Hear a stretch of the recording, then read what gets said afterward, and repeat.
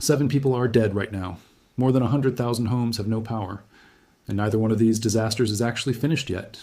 While you were living your normal weekend, the United States got hit by 2 completely separate catastrophes, 4,000 miles apart from each other, at the exact same time.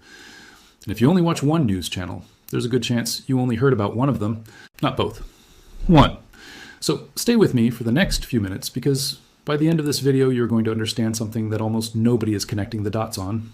2 disasters, 2 totally different causes, one river, one hurricane, thousands of miles apart. And somehow they broke the exact same kind of promise to the people who lived through them. Because both of these events did something nobody thought was possible. They broke numbers that were supposed to be unbreakable, records that had stood since before your grandparents were born. And once you understand how that happened, you will never look at a flood warning or a hurricane category the same way again. Let's start in the middle of the country, in a state most people don't think about when they think about disaster. Indiana. Flat, quiet, landlocked. Not exactly the first place that comes to mind when you think flood catastrophe. And that's exactly why what happened there is so important. For 4 straight days, a system of storms sat over the state and did something storms are not supposed to do. It stayed. It didn't move on. It just kept dumping rain over and over on the same ground, in the same counties, hour after hour. Some parts of the state picked up more than 11 inches of rain in less than 48 hours. 11 inches. Think about that for a second. That's not a heavy storm. That's not even a bad storm season. That's an entire summer's worth of rainfall compressed into 2 days. But here's the detail almost nobody explains properly, and it's the single most important idea in this entire story. The ground in Indiana was already full before that rain even started falling. There had been storm after storm rolling through in the days leading up to this. The soil had absorbed everything it could hold. It was saturated, completely full. No more room. And when soil is saturated like that, something changes in the physics of what happens next. Normally, when rain falls, a good chunk of it soaks into the earth. It gets absorbed. It disappears underground where it can't hurt anyone. But once the ground is full, that absorption basically stops. The percentage of rainfall that actually gets soaked up collapses towards 0. And the percentage that runs straight off the surface into the nearest creek, the nearest river, climbs toward 100%. Every single drop that fell after that point didn't sink into the earth. It went straight into the river, like someone had opened a fire hose directly into the water system and just left it running for 2 days straight. That is how 11 inches of rain in Indiana stopped behaving like 11 inches of rain and started behaving like 11 inches of water poured directly into the channel with nowhere else in the world to go. The White River took the brunt of it. Running from the northern suburbs of Indianapolis down through Hamilton County, this river became the epicenter of the entire disaster. Drone footage that circulated over the weekend showed entire neighborhoods that had simply become lakes overnight. Cars submerged up to their rooftops, water lapping at front doors. People who 24 hours earlier had been mowing their lawns were suddenly paddling kayaks down what used to be their street, just to check on their neighbors. That alone would be a major story. A flood that turns a residential neighborhood into a scene from a disaster movie. But then the river did something that made meteorologists across the entire country stop what they were doing. At one of the main gauge stations along the river, the water crested at a height that beat the previous all-time record by more than a foot. And that old record wasn't from 10 years ago. It wasn't from 20 years ago. It had stood since 1913, 113 years. 2 world wars had come and gone since that record was set. The interstate highway system was built. Men walked on the moon. Generations of Indiana residents lived and died. And through every single storm season in all that time, nothing ever came close to touching that number. Until this past weekend. Now here's the part that should genuinely stop you in your tracks, because it's the detail that turns this from a bad flood into something historically strange. The flood that set that original 1913 record wasn't even a summer rainstorm. It was a spring event, driven by melting snowpack combined with heavy rain falling onto ground that was still partially frozen. That is about as extreme a combination as you can get hydrologically. Frozen ground can't absorb anything at all. Snowmelt adds water on top of that. Then you add heavy rain on top of the snowmelt. Every single ingredient stacked in favor of a historic flood. That 1913 event killed well over 100 people in Indiana alone and left 250,000 people homeless across the region.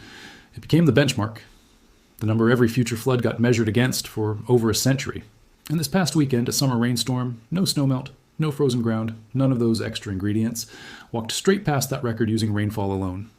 Sit with that for a second, because here's what it actually means. Every flood map drawn for that region, every levee height calculated, every drainage system designed, every insurance rate set for homes along that river, all of it was built around a number that was supposed to represent the worst case scenario. the absolute ceiling. And this past weekend, that ceiling stopped being the ceiling. So what actually caused this?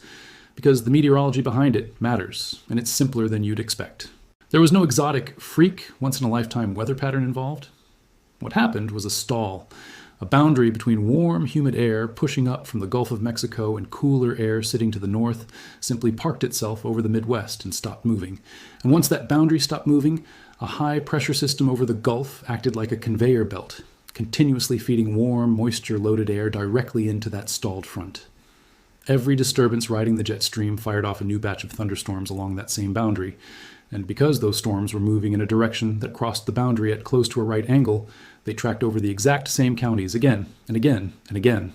Meteorologists have a name for this. They call it training, like a line of train cars running down the same track.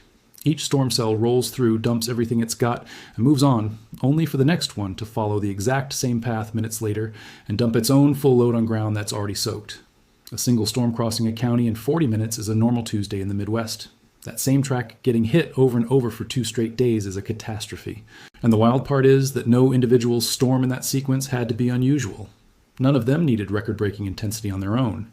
The only thing that had to go wrong was the geometry, whether the boundary moved or didn't move, and this time it didn't. Here's the detail that gave me chills when I found it. The Great Flood of 1913, the one that held the record for over 100 years, had the exact same failure mode, a storm system that stalled in place, 113 years apart, and the same atmospheric mechanism took down the same river. Now let's talk about the people, because behind every one of these numbers is a name.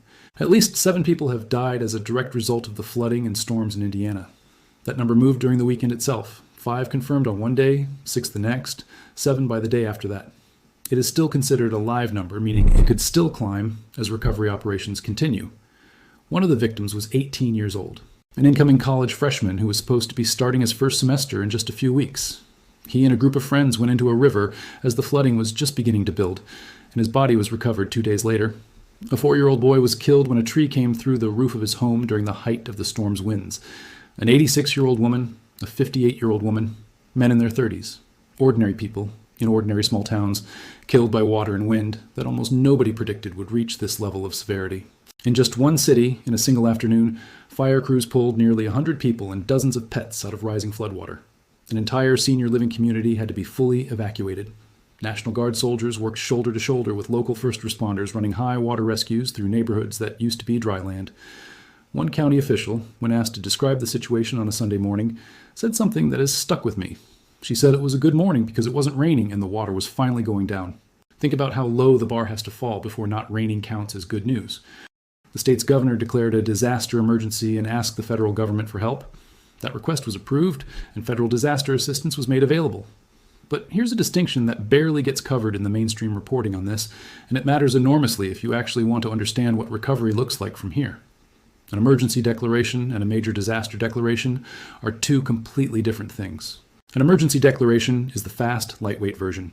It frees up a relatively small amount of federal money, several $millions, meant for immediate response. Moving equipment, moving people, keeping rescue operations funded while the water is still up. It is not a rebuilding budget. It is nowhere close to a rebuilding budget for a river corridor that just shattered a 113-year-old record running straight through one of the state's largest metro areas. The bigger instrument, the major disaster declaration, is what actually unlocks individual assistance for families whose homes were destroyed and public assistance to repair roads, bridges, and infrastructure. But getting there requires detailed damage assessments across every affected county, and those assessments were still being conducted as this story was developing. Until those numbers come back, the smaller emergency funding is all that's officially on the table, against a flood that just rewrote the historical record.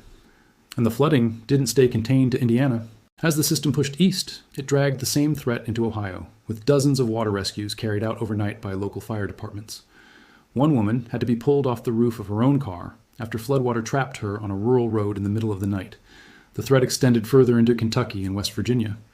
What started as a single-state disaster turned into a regional one, spreading with the weather system itself, county by county, as if the storm simply refused to let go of the region. Think about what that actually means for the people trying to manage this response. It's not one emergency operations center coordinating one recovery. It's dozens of counties across 4 states, each one dealing with washed out roads, flooded basements, and stranded residents at the same time, all pulling from the same limited pool of National Guard units, water rescue boats, and emergency funding. Every additional state that gets pulled into the flooding is another jurisdiction competing for the same finite resources, and that's before you even start talking about what's happening on the other side of the country. Now, let's go 4,000 miles in the opposite direction, because at the exact same time this was unfolding in the Midwest, a completely unrelated disaster was tearing through the Pacific. A tropical storm strengthened into a Category 1 hurricane as it approached Hawaii's Big Island, packing sustained winds around 75 miles an hour. The National Hurricane Center used the phrase life-threatening conditions ahead of its closest approach. And here's something that trips a lot of people up when they hear this story. The storm never technically made landfall. Its eye passed just south of the Big Island without the coastline itself being crossed. On paper, that sounds like a near miss. A storm that grazed past instead of striking directly. It still swept occupied homes completely off their foundations. Because a hurricane isn't measured by whether its eye crosses a coastline. It's measured by what it does to the people underneath it. And this storm did plenty without ever officially making landfall.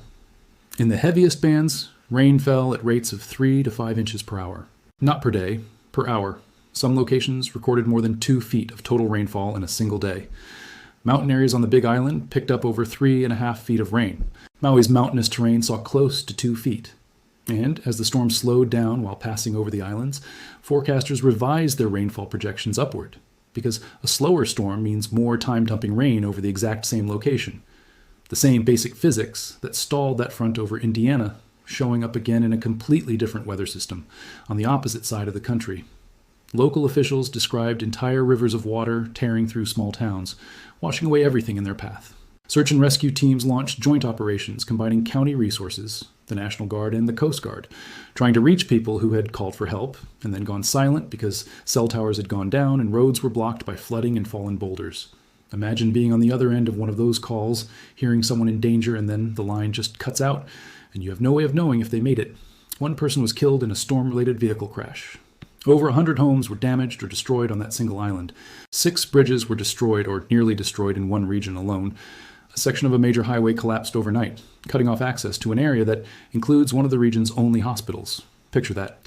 A road just gives way, and suddenly the fastest route to emergency medical care for an entire community simply doesn't exist anymore. Dozens of flights were canceled. Schools, courts, and government offices across the state closed the following day. And then there's the power. This is where the true scale of the disaster becomes impossible to ignore. By the height of the storm, well over 100,000 customers were left without electricity across 3 islands.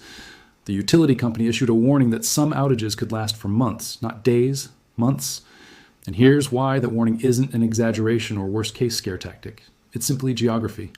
When a storm knocks out power on the mainland United States, utility companies can call for mutual aid. Convoys of repair trucks, extra crews, replacement equipment. All of it can be driven in overnight from neighboring states. That system is how massive continental power outages typically get resolved within days. That system does not exist for an island chain sitting in the middle of the Pacific Ocean. There is no road connecting Hawaii to anywhere. Every single repair crew, every replacement utility pole, every spool of transmission cable either has to already be on the island, or it has to arrive by boat or by plane. There is no other option. Crews from partner utilities on the mainland had to be flown in just to begin repair work. Independent power producers on the island, including major renewable energy sources, were knocked completely offline by storm damage. A stretch of transmission line spanning more than 40 miles required a full structural assessment after falling trees took out multiple poles across the corridor. That's not a scattered outage you can patch up with a quick fix. That's a backbone failure. And on an island, a backbone failure doesn't get solved by borrowing equipment from the next state over, because there is no next state over. And when the power goes down for an extended period on an island, the damage compounds in ways that aren't always obvious at first. Water systems that rely on electric pumps stop functioning properly, forcing officials to issue essential needs, only notices, telling residents to limit water use strictly to drinking, cooking, and hygiene. Refrigeration for food goes down. Refrigeration for medication, including things like insulin that cannot tolerate heat, goes down too. Cell towers, the exact same towers people use to call for help during an emergency, lose power and stop transmitting. Generators can bridge the gap for a while, but generators need fuel, and fuel on an island also has to arrive by ship. None of these compounding effects are unique to Hawaii in kind. Every island community anywhere in the world faces the exact same vulnerability. It's only unique in degree because there is simply no road out. Officials estimated the storm caused damage in the hundreds of millions of dollars statewide, and that estimate was made while assessments were still being carried out by helicopter and drone across multiple islands. Numbers like that almost always climb once the full picture comes into focus, because early estimates only capture what's visible from the air. They don't capture the mold that starts growing inside a flooded home a week later. They don't capture the small business that never reopens because it couldn't survive 3 months without power. They don't capture the tourism dollars that vanish when flights get canceled and visitors quietly decide to book their vacation somewhere else next year instead. The number you hear in the first few days after a disaster like this is never the real number. It's just the starting point. And there's something else worth sitting with here. Tourism is the backbone of the Hawaiian economy. And a storm like this doesn't just damage buildings, it damages confidence. Hotels with no power can't host guests. Restaurants with spoiled inventory can't serve customers. Tour operators who rely on roads that no longer exist can't run their businesses. The economic shockwave from an event like this doesn't stop when the rain stops. It keeps rippling outward for months, hitting people who never even lost their own homes, but depended on the visitors who now aren't coming. So now here's where it gets genuinely interesting, because these two disasters have absolutely nothing to do with each other on a meteorological level.